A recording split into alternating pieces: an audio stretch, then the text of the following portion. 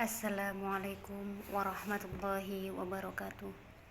Alhamdulillahirabbil alamin wassalatu wassalamu ala asrofil anbiya'i wal mursalin sayyidina wa maulana Muhammadin wa ala alihi wa sahbihi ajma'in, amma ba'du. Pertama-tama marilah kita panjatkan puji syukur kehadirat Allah Subhanahu wa taala karena atas berkat limpahan rahmat, taufik serta hidayahnya kita dapat berkumpul dalam majelis yang mulia ini, yaitu dalam majelis forum dakwah Fatayat. Kemudian yang kedua, tak lupa selawat dan salam tetap tercurahkan kepada junjungan kita Nabi Agung Muhammad Sallallahu Alaihi Wasallam, karena atas pengorbanan beliau, perjuangan beliau, kita seorang perempuan dapat menikmati indahnya iman, indahnya Islam, dan indahnya menuntut ilmu, dan mendapatkan kehormatan yang sangat tinggi sampai sekarang ini. Semoga kelak pada hari kiamat kita mendapatkan syafaatnya. Amin amin ya rabbal alamin. Kemudian tanpa terasa kita semua sudah bertemu lagi dengan bulan Ramadan, di mana bulan yang penuh ampunan, bulan yang penuh dengan keberkahan, rahmat, serta bulan-bulan di mana pintu surga dibuka lebar-lebar oleh Allah Subhanahu wa taala. Namun di balik bulan puasa ini, tentunya saat kita melakukan ibadah-ibadah dalam bulan puasa ataupun saat kita berpuasa, tentunya Allah akan melarang beberapa hal agar kita mendapatkan puasa yang diridhoi oleh Allah, dan kemudian mendapatkan puasa yang sah dan mendapatkan pahala-pahala. Dan kemudian sebenarnya apa sih manfaat puasa Ramadan sehingga Allah itu melarang beberapa hal agar kita mendapatkan pahala-pahala itu?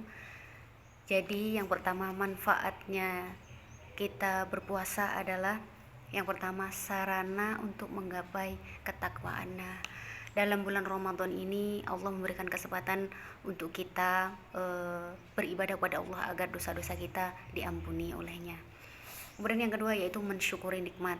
Nah, pastinya kita tahulah namanya manusia itu pasti lupa akan kenikmatan oleh Allah yang diberikan oleh Allah.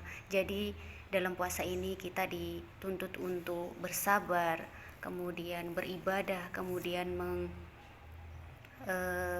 belajar sabar, dan itulah. Kemudian di sini ada satu hal, bahwasanya hawa nafsu itu kalau kita bilang itu memang gampang, tapi terkadang kita perempuan yang kurang sabar, biasanya amarah, keluar kata-kata kotor, dan biasanya perempuan itu yang suka keluar itu, nah ini dia, menjaga hati dan pikiran itu kurang baik. Biasanya itu masuk kepada ghibah.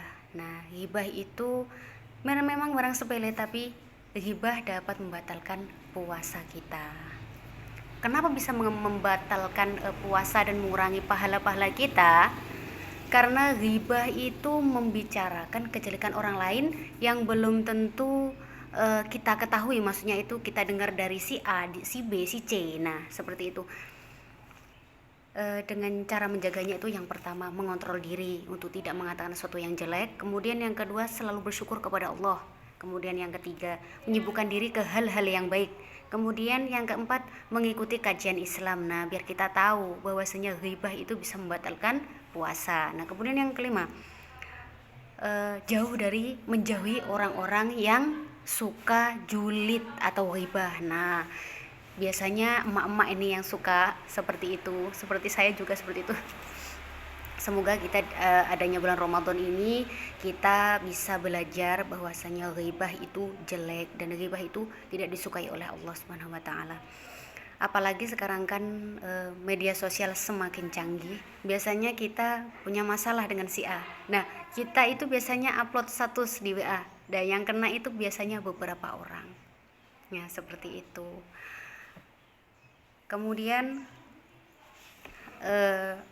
puasa itu sarana untuk kita ibadah kepada Allah. Dan daripada kita membuang-buang waktu dengan hal-hal yang tidak baik, lebih baik kita menyibukkan diri untuk mengaji, mencari pahala-pahala yang diridhoni oleh Allah. Tapi itu kita juga harus berhati-hati. Kemudian menjaga hati dan pikiran itu sebenarnya memang hal sepele, tapi kita perempuan terkadang masih sulit untuk mengontrolnya. Apalagi kalau kita ketemu dengan orang yang memang terkadang kita namanya manusia, kita itu tidak sempurna. Kadang kita ketemu orang yang tidak kita sukai, itu pasti bla bla bla bla, dan itu pasti seperti itu. Semoga di bulan puasa ini Allah ampuni segala dosa-dosa kita, diterima ibadah-ibadah kita, dan kita mendapatkan pahala dan ridho dari Allah Subhanahu wa taala. Amin amin ya rabbal alamin. Sekian untuk pertemuan kultum hari ini, dan saya alhamdulillah bersyukur dapat kesempatan untuk mengikuti kajian kultum ini.